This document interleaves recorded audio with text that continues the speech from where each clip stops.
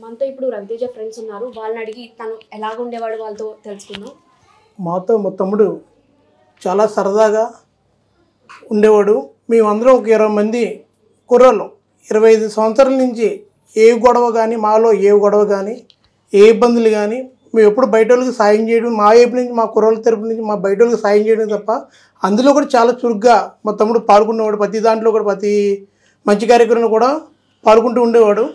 నాకు రవితేజ చిన్నప్పటి నుంచి లైక్ ఆడు 2nd క్లాస్, వీడు కూడా ఒక 4th క్లాస్. అప్పటి నుంచి కూడా నాకు చిన్నప్పటి నుంచి కూడా చాలా ఫ్రెండ్స్. నేను వాళ్ళ ఇంట్లో ఒక ఫ్యామిలీ మెంబర్గా ఉండేవాడిని. నేను ఒక ఫ్రెండ్గా కాదు, వీడు ఒక నా పెద్ద బ్రదర్ కింద, వాడొక ఫ్రెండ్. అలాగా ఒక చిన్నప్పటి నుంచి కూడా ప్రతి విషయం కూడా వీడితో చెప్పుకునేవాడిని. ప్రతి విషయం వీడితో చెప్పుకునేవాడిని.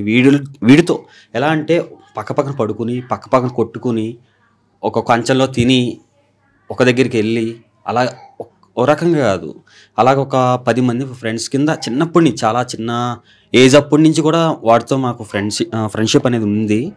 అదొక ఫ్రెండ్షిప్పే కాదు, ఒక ఫ్యామిలీ మెంబర్ కింద, వాళ్ళ ఫ్యామిలీ మెంబర్ కింద కూడా అలా జాయిన్ అయింది, అలాగా కంటిన్యూ అయ్యేది. సో ఇలాగ జరగడం అనేది కూడా మాకు అసలు వాట్ ఈస్ వాట్ అనేది మాకు ఏం తెలియట్లేదు, కూడా చెప్పలేకపోతున్నాం కూడా అలాగా విషయం. ఇప్పుడు మీరు గవర్నమెంట్ని ఏం కోరుకుంటున్నారు? మీకు ఎలాంటి న్యాయం కావాలని మీరు కోరుకుంటున్నారు? న్యాయం అంటే మాకు జరగాల్సిన లాస్ అయితే జరిగిపోయింది. సో ఏంటంటే ఫర్దర్గా ఇలాంటివి జరగకూడదు. మామూలుగా ఇప్పుడు ఏంటంటే గోవా అనేది కంప్లీట్గా టూరిజం మీదే డిపెండ్ అయిన స్టేట్. అది కంప్లీట్ టూరిజం లేకపోతే గోవా ఇస్ నథింగ్. గోవా అనేది లేదు, ఇంకా నీకు దానికి జీడిపి కానీ ఏముండదు. Main only tourists. సో మనకి ఏమి టూరిజం కానీ మన చిన్న సెంటర్లోనే చిన్న ఇక్కడ చిన్న beaches, Perupalem beaches, Vizag beaches, అక్కడే ఫుల్ టైట్ సెక్యూరిటీ పెట్టి అంతంత పోలీసులను పెట్టి, దేనికన్నా సరే మనకి రెస్క్యూ టీములు పెట్టి, న్యూ ఇయర్ టైంలో రెస్క్యూ టీములు ఇవన్నీ ఉండి, ఇలా ఫోన్ చేయగానే అలా అంబులెన్స్ వచ్చేలాగా, ఫోన్ చేయగానే పోలీసు వచ్చేలా ఇలాంటి సర్వీసు మన గవర్నమెంట్లో, ఇలాంటి సర్వీస్ మనకి ఇచ్చే మన గవర్నమెంట్లో కంప్లీట్ టూరిస్ట్ మీద బేస్ అయిన గోవా గవర్నమెంట్ అసలు ఏం చేస్తుంది అసలు? ఇప్పుడు మనకంటే ఎప్పుడో ఇలా అకేషనల్గా న్యూ ఇయర్ అప్పుడు ఇలా జరుగుతూ ఉంటాయి. అక్కడ రెగ్యులర్గా వెళ్ళే టూరిస్ట్ ప్లేస్ కదా గోవా అనేసి, రెగ్యులర్గా వెళ్ళేది బేస్ అయింది టూరిజం మీద.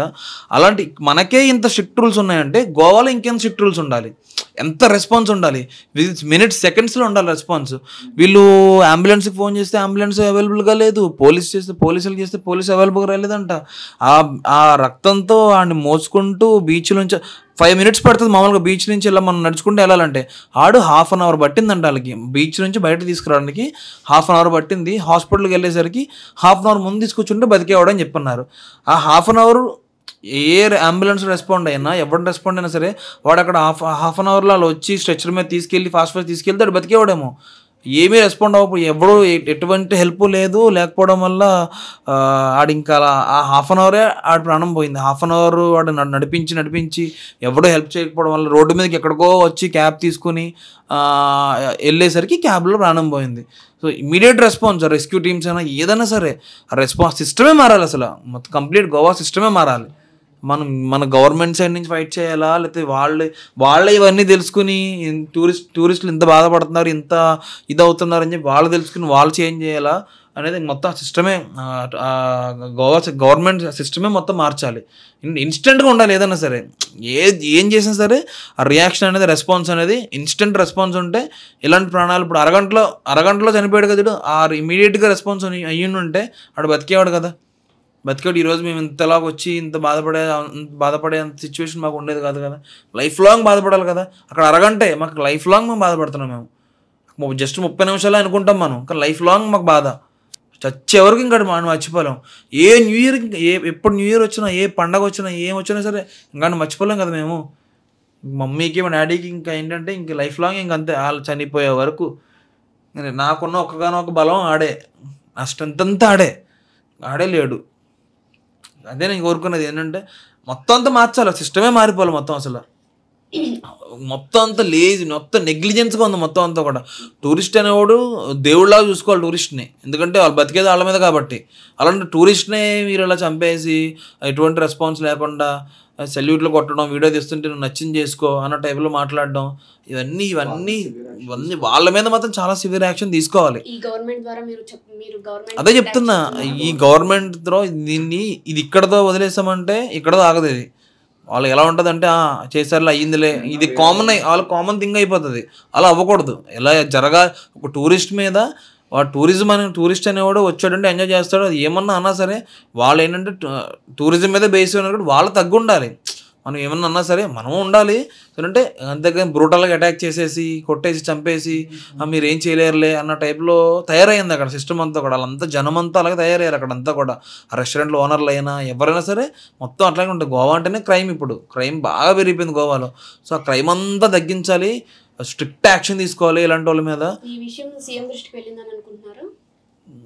నాకైతే మరి వెళ్ళినట్టయితే అనిపించట్లేదు. మరి బ్యాక్గ్రౌండ్లో మనకి ఏం జరుగుతుందో మనకు తెలియదు. ఇక్కడ ఉన్నాం కాబట్టి, ఈ హడావిడిలో ఉన్నాం కాబట్టి మాకేం తెలియట్లేదు. కానీ వెళ్ళాలి, వెళ్ళి తీసుకోవాలి, అక్కడ దాకా వెళ్ళాలి. అది మనకి నారా చంద్రబాబు నాయుడు గారి దగ్గరికైనా, డిప్యూటీ సీఎం పవన్ కళ్యాణ్ గారి దగ్గరికైనా, నారా లోకేష్ గారి దగ్గరికి వెళ్ళినా, మాకు లోకల్ ఎమ్మెల్యే సపోర్ట్ అయితే ఉంది. మాకు ఎమ్మెల్యే బొల్చర్ శ్రీనివాస్ గారి సపోర్ట్ అయితే ఉంది.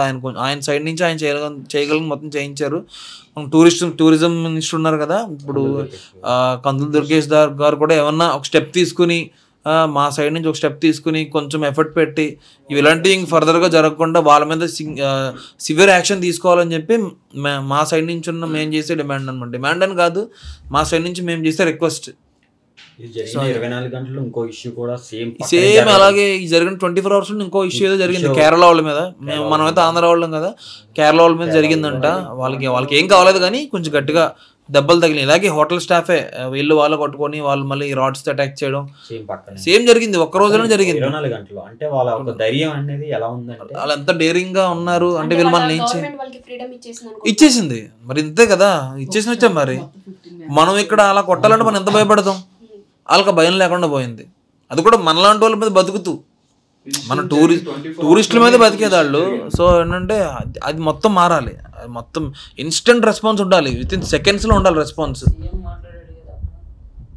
సీఎం మాట్లాడింది కూడా ఏంటంటే హోటల్స్ బుక్ అవ్వట్లేదని, వాళ్ళ రెవెన్యూ అనేది కొలబరేట్ అయిపోతుంది. అంటే ఏమవుతుంది, రెవెన్యూ కోసం వాళ్ళు ఏం చెప్తారంటే మన అంటే బయట అయిపోయినాయి, అన్ని బాగుంది, అంత బాగుంది, ఏం జరగలేదు, ఏదైతే జరిగిన ఇష్యూ ఉందో మేము యాక్షన్. వాళ్ళు ఏంటంటే కొంచెం ఫ్రస్ట్రేషన్లో ఉన్నారు.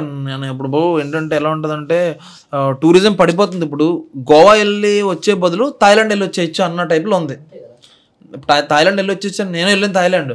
గోవా వెళ్ళి వచ్చే బదులు ఫ్లైట్ టికెట్ ఎంత, Thailand up and down 13,000. Goa కూడా అలానే ఉంది. అక్కడ ఇంకా మనం ఏంటంటే లోకల్గా ఏదైనా ఆటో తీసుకున్నా ఏం తీసుకున్నా ఎక్కడ దిగి ఎక్కడ దిగినా 10 baht.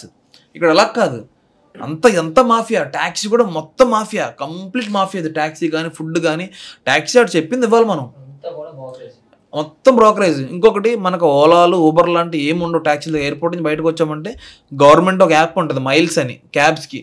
అది చచ్చి జెండా బంద్ చేయదు. అది మనం ఎంత క్యాబ్ బుక్ చేసాం, ఎవడికో 100 మందిలో ఒక్కటి కనెక్ట్ అవుద్ది క్యాబ్. మనం అంతసేపు ఏం వెయిట్ చేస్తాం? ఈ లోపు బయట అంతా ఈ ప్రైవేట్ క్యాబ్స్ వాళ్ళు వీళ్ళంతా ఉంటారు, 1000 అంటారు, 2000 అంటారు, 1000, 2000, 3000 అంటారు. మనకు నచ్చింది నువ్వు ఆడు 7 seater బుక్ చేసుకుంటే నువ్వు 2 ఉన్నా 3 ఉన్నా కార్లు 7 మంది ఎక్కినా అదే ఛార్జ్ ఆడు, మనం కట్టి దిగాల్సిందే.